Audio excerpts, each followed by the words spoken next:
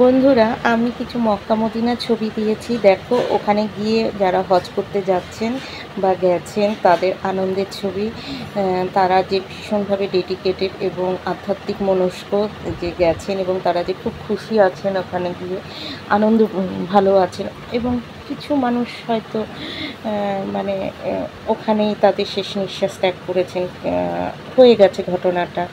তো সেসবের সব মিলে একটা ছবি ভিডিও পোস্ট করেছি। দেখো, বিভিন্ন দেশের লোক গেছেন। আমি একটা জিনিস শুনেছি, তোমরাও সেটা জানো কি না জানি না, বা জিনিসটা কতটা ঠিক। আমি শুনেছি যে সাবসিডি নিয়ে নাকি যদি হজ করতে যায় তাহলে নাকি সেই হজ হয় না, মানে তীর্থটা সফল হলো না, করে কোনো লাভ হলো না। গিয়ে সম্পূর্ণ নিজের ইয়েতে যেতে হবে। আর তাতে তুমি একবার যাও বা ২ বছর অন্তর একবার যাও, বা যখন তুমি পুরো সম্পূর্ণভাবে নিজে প্রস্তুতি নিতে পারবে তখনই তুমি যাবে। কিন্তু সাবসিডি বা ভর্তুকি নিয়ে গেলে নাকি সেই হজ হলো না, মানে তোমাকে যে হেল্প করলো তার নাকি পুণ্য কামনা হয়ে গেল, পুণ্যটা তার কাছে চলে গেল। হ্যাঁ, সেটা তো আমরাও জানি যে আপনি যদি কোনো কিছু টাকা ব্যয় করেন এবং অনেক গেল, তাহলে যে টাকাটা ব্যয় করলো বা যে দিল তারই হয়ে গেল পুণ্যটা, যার জন্য আমরা কি করি, খরচটা দিয়ে দিই।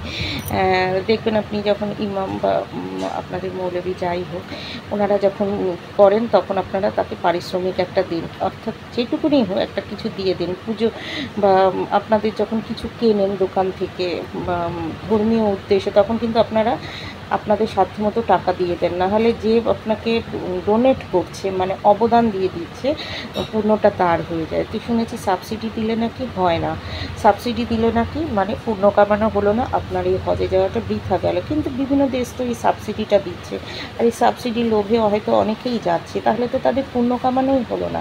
তো যাই হোক, জানি না কি কোন মনোবৃত্তিতে যায়, হয়তো পুরোটাই সময়টা নষ্ট হয়।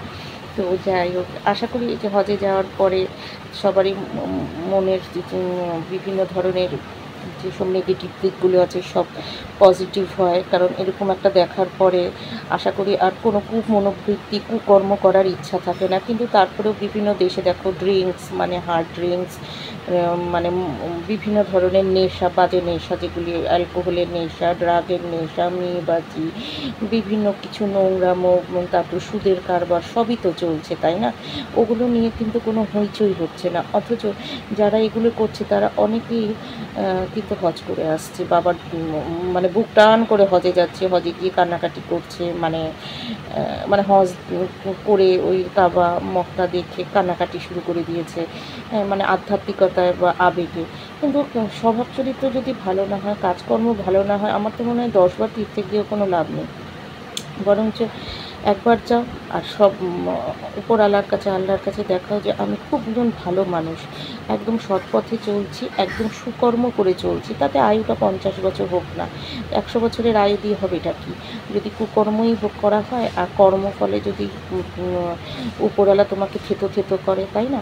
তো যাই হোক, দেখো এখানে এবার এটা হচ্ছে যার যার মনোবৃত্তি, কে আল্লাহকে কীভাবে দেখে, কে আল্লাহর চোখে পট্টি করাতে চায়, সেটা তার মনোবৃত্তি। যেমন কর্ম করবে তেমন ফল পাবে। তবে যেসব মানুষরা ভালো আছেন, তারা মনে হয় তারা আধ্যাত্মিকতা দিয়ে এবং তাদের পবিত্র মন এবং মানসিকতার স্বভাব চরিত্র এবং সুকর্ম দিয়ে বোধহয় তার নিজের চারপাশটাতেই আল্লাহকে তারা ডেকে নেন যে আমার এখানে আসো, বা আল্লাহ তাদের কাছেই আসে। যেমন শিশু মনের কাছে আল্লাহ থাকে, পশুদের কাছে আল্লাহ থাকতেন, কেননা তারা তো ইনোসেন্ট, তাই না? তো আমি এখানে কিছু ছবি পাঠিয়েছি, ওই অনেক সে ডাউনলোড করে করে ছবি নিয়ে ভিডিও করে দিয়েছি। আপনাদের দেখলে ভালো লাগবে, আপনারা স্কিপ করে করেও দেখতে পারেন।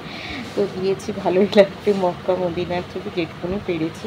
আমার মোবাইলটা খুবই প্রাইমারি স্টেজের মোবাইল, তো সবাইকেই দেখেছি, আমার খুবই ভালো লাগছে। ওখানের বিভিন্ন জায়গার ছবি, ওখানকার বিভিন্ন মানে বিভিন্ন দেশের যে মানুষ গেছেন, তারপর ওইসব দেশের ছবি, মানে যেখানে মক্কা আছে আপনাদের, তো ওই হজ উমরা দেখ খুব ভালো লেগেছে, ভীষণ ভালো লাগে এইসব দেখলে, চোখের শান্তি, মনের শান্তি।